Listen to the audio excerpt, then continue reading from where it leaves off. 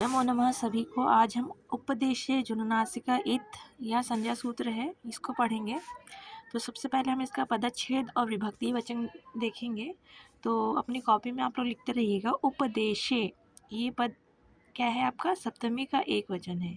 अच प्रथमा का एक वचन है। अनुनासिकः ये भी क्या है? प्रथमा का एक वचन है। और इत भी क्या है आपका? प्रथमा का एक वचन है। इसको आप लोग लिख लेंगे कॉपी में। और इसके बाद इसमें कोई भी अनुवृत्ति नहीं आ रही है, ना ही इसमें कोई समास है। इसका हम सीधे अर्थ देखते हैं। इसमें क्या लिखा है? उपदेशे अच अनुनासिका इत संज्ञा स्यात्, अर्थात उपदेश में होने वाला जो अनुनासिक अच उसकी क्या होती है? इत संज्ञा होती है।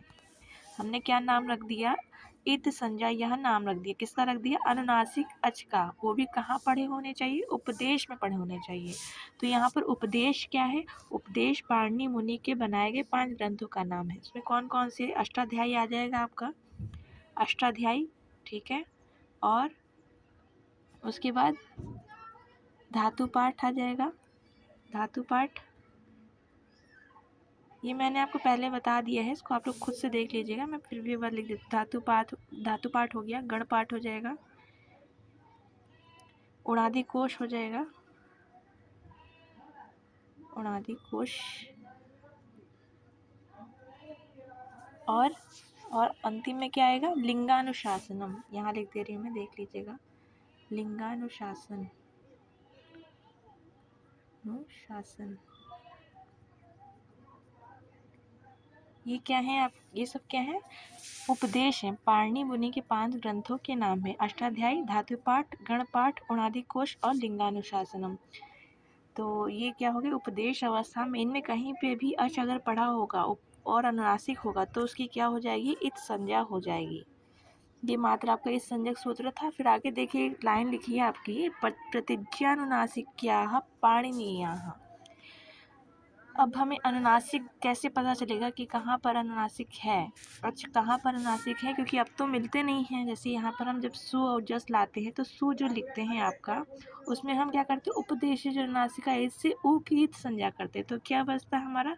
स बचता है, ठीक है। तो ये कैसे हम पता चला कि यहाँ पर ऊ अनुनासिक है?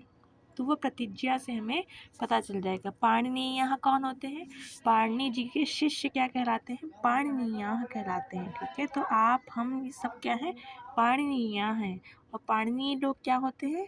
प्रतिज्ञा से ही ज्ञापित कर लेते हैं कि यहाँ पर अनुनासिक है, ठीक है। तो हमने यहाँ पर जान लिया कि यहाँ पर जो ये सु में जो उकार है वो अनुनासिक है। अनुनासिक होने से क्या हो जाएगा? यहाँ पर इसकी इत संज्ञा हो जाएगी।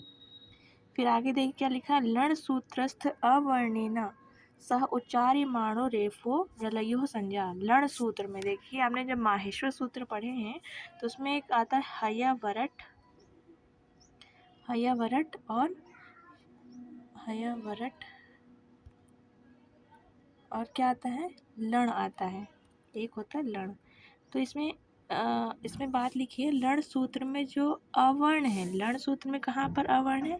एक, इसको अगर हम अलग लिखेंगे, अलग अलग करके लिखेंगे तो ल अ अण।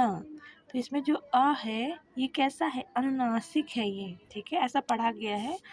लकारस्थ तो इत संज्ञक, लकार में स्थित जो आकार है वो क्या है? इत संज्ञक है। और अनुनासिक होने से क्या हो गया? उपदेशे अनुनासिका इत से इसकी इत संज्ञा हो जाएगी। और हयावरट का जो र है अर्थात रेफ, र के बाद अ है ना यहाँ पे, तो इसका जो रेफ है ये दोनों मिलकर के क्या करते हैं? यहाँ पे र प्रत्याहार का निर्माण करते हैं। र ये भी कैसा है आपका? अनुनासिक र का निर्माण कर रहे हैं। कौन कौन मिलकर कर रहा है? एक ये र कर रहा है और अ, ये दोनों मिलकर के क्या कर रहे हैं? र प्रत्याहार का निर्माण कर रहे हैं। और जो ये र आपका बना है, देखिए ये जो आपने र प्रत्याहार बनाया है इसमें कौन कौन से आ जाएंगे? एक तो रेफ आ जाएगा आपका, और ल, ये दोनों ही आ जाएंगे, ठीक है। अलग अलग मैंने लिख दिया है, दोनों अलग अलग हैं। रेफ और लकार, यहाँ पर लिखा है सह उच्चार्यमाणो रेफो रलयो संज्ञा। रकार की, रकार नहीं बोलेंगे इसको, हम रेफ पढ़ते हैं, ठीक है। इसको हम क्या पढ़ेंगे? रेफ, जहाँ भी आपको हलंत वाला र दिख जाए उसको हमारा हमेशा उच्चारण क्या करेंगे, रेफ कहेंगे। और अगर ल दिख रहा है तो उसको हम लकार बोलेंगे। ये तो आपको पहले भी स्पष्ट किया हुआ है मैंने। तो अब आपको क्या करना है, जहाँ भी आपको र प्रत्याहार दिखे वहाँ पर आपको रेफ और लकार की संज्ञा जाननी है, ठीक है।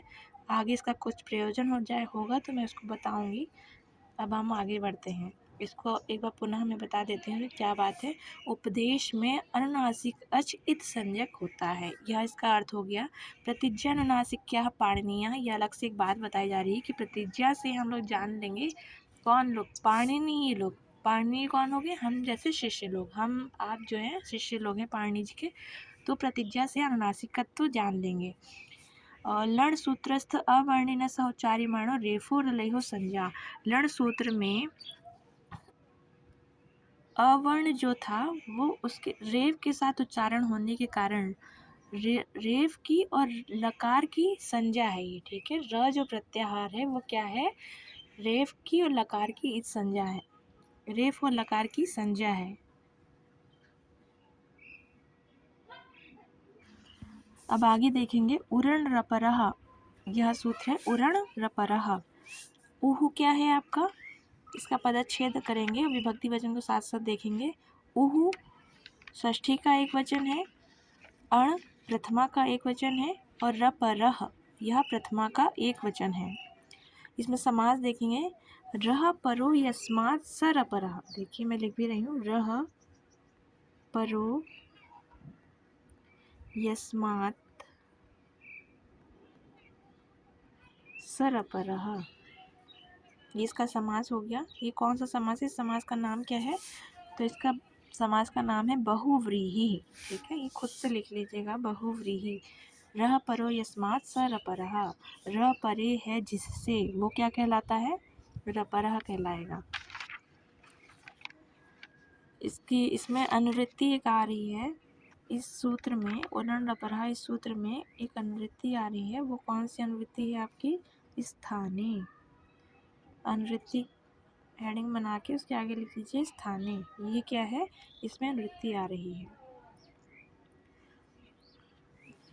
तो इसका अर्थ क्या हो जाएगा, री वर्ण के स्थान में, री वर्ण के स्थान में अण, अण क्या होता है, अण प्रत्याहार आपको लेना है। अण प्रत्याहार में कौन कौन से वर्ण आ जाएंगे, अ ई उ, ये क्या आ जाएंगे, सारे अण प्रत्याहार में आ जाएंगे।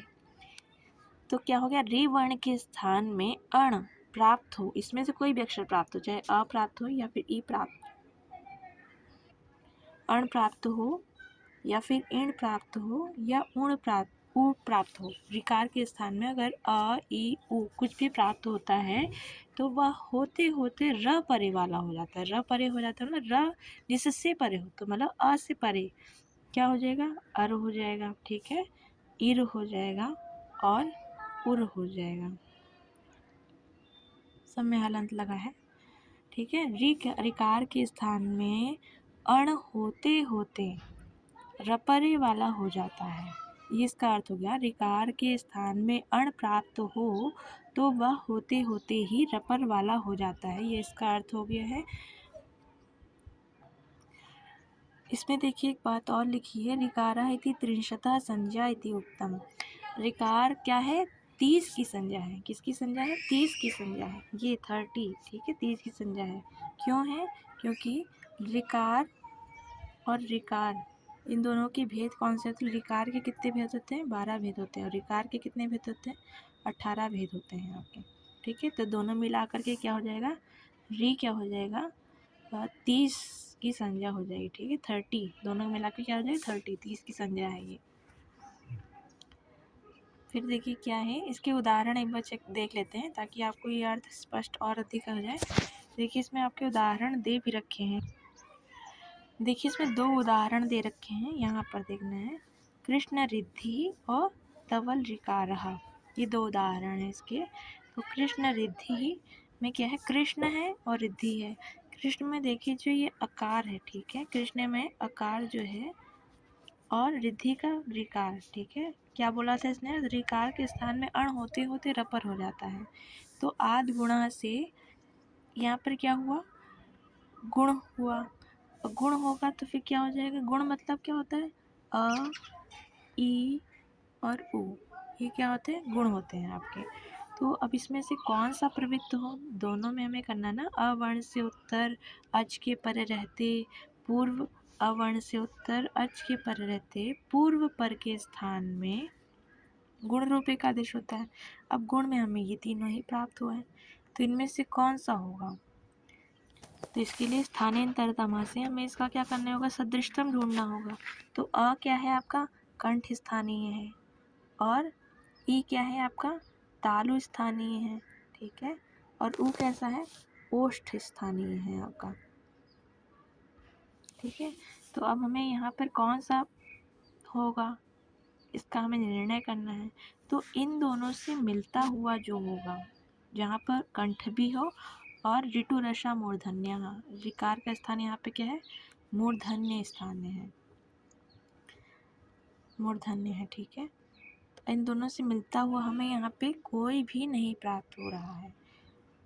तो इसी बात का निर्णय करने के लिए ही आपका उरण रपरहा यह सूत्र बनाया गया है कि अगर ऋकार के स्थान में अण हो रहा है, अण में ही ये तीनों आते हैं, अण में ही ये तीनों आ रहे हैं। अब हमें इसमें क्या होता है, अण होते होते र परे वाला हो जाएगा, मतलब कि अर हो जाएगा, इर हो जाएगा, या फिर उर हो जाएगा। हमें बनाना क्या है, कृष्णर्धि ये बनाना है, ठीक है। तो अ प्राप्त हुआ, ठीक है। तालु तो होगा ही नहीं क्योंकि एक का स्थान तो मिल गया ना हमें यहाँ पर, कंठ तालु था ना, तो आपका क्या हो जाएगा, ये हो गया, आपका कंठ है, इसलिए यहाँ पर र परे वाला हो जाएगा। तो तुरंत ही हम लोग क्या करेंगे, कृष्णर्धि, कृष्ण है और ऋकार के स्थान में अर हुआ है, तो अर्धि र परे वाला होकर कृष्णर्धि ये बन जाएगा आपका। एक बार आप इसको पढ़ लेंगे, जहाँ विशेष कृष्ण रिधि और तवल ऋकारः दे रखा है, इन दोनों के स्थान में कैसे प्रक्रिया हो रही है मैंने समझा तो दिया है, इसको आप लोग फिर भी देख लीजिएगा। अगर नहीं समझ में आता तो मुझसे पूछ लेंगे दोबारा से, मैं बता दूँगी। अब यहाँ पे विशेष कुछ भी नहीं है, अगर होगा तो मैं खुद ही बताऊँगी। अभी जिसमें बात एक और दे रखी है वृद्धि के बारे में, तो उसके जब नीचे सूत्र आएंगे उसको बताने के बाद ही मैं यहाँ पर उसके उदाहरण को देखने आएंगे, ठीक है। अब हम लोपः शाकल्यस्य यह सूत्र पढ़ेंगे। लोपः क्या है आपका, प्रथमा का एक वचन है, और शाकल्यस्य क्या है, षष्ठी का एक वचन है। इसमें अनुवृत्ति अगर हम देखेंगे तो इसमें व्योह, देखिए मैं लिख रही हूँ साथ में, व्योह, ठीक है। इसकी अनुवृत्ति आ रही है अपूर्वस्य यशि, अपूर्वस्य अशि, ठीक है। ये इस पूरे पद की अनुवृत्ति आ रही है। और एक अनुवृत्ति आ रही है आपकी पदस्य, दूसरा है चौथा है संगीतायाम, ठीक है। ये लिख लेंगे आप लोग, ये अनुवृत्तियाँ हैं, किसमें आ रही हैं, लोपः शाकल्यस्य इस सूत्र में आ रही हैं। तो इसका अर्थ क्या हो जाएगा,